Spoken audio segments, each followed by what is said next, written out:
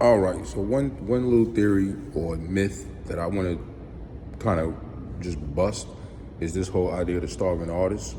And I think a lot of people today, you're getting your entrepreneur via YouTube and the social media apps, and that's cool.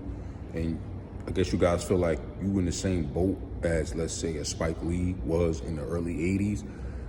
The difference is in 1991, he purchased the 40 acres in the Muse store.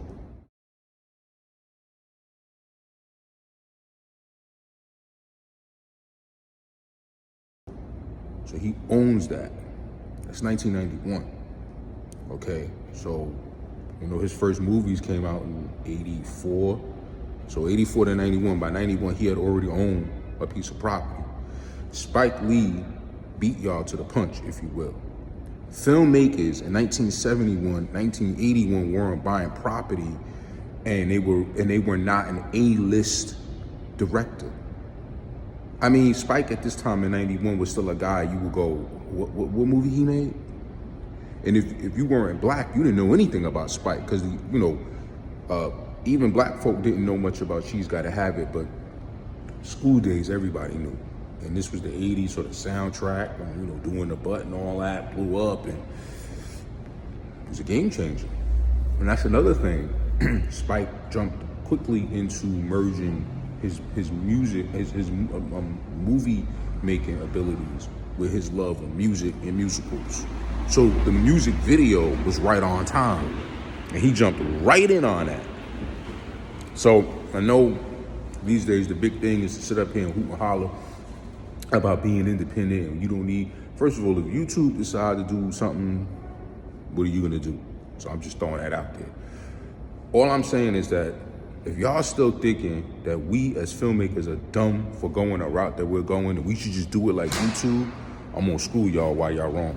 Here, this is Robert Rodriguez, and independent filmmakers around the world know who he is and know his importance to the independent film movement. And you can see he started off 23 years old. He's a Gen Xer. This is the early 90s. Nothing's digital but maybe your Casio watch, and that's about it. He took $7,000 and he went out and he shot his film El Mariachi. Everybody knows the story. But what Richard Rodriguez was doing was he was setting off a trend in which he was making moves outside of the box, especially for indie filmmakers.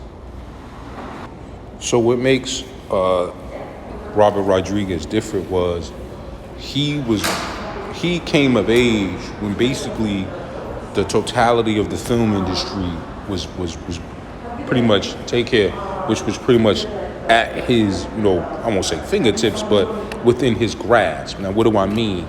I mean that now in the 90s, you had so much just extra equipment, footage. You had people in and around the business that, you didn't have to live in LA now and places like that. So he was able to borrow the camera, borrow the film stock, and then find a post-production house to edit.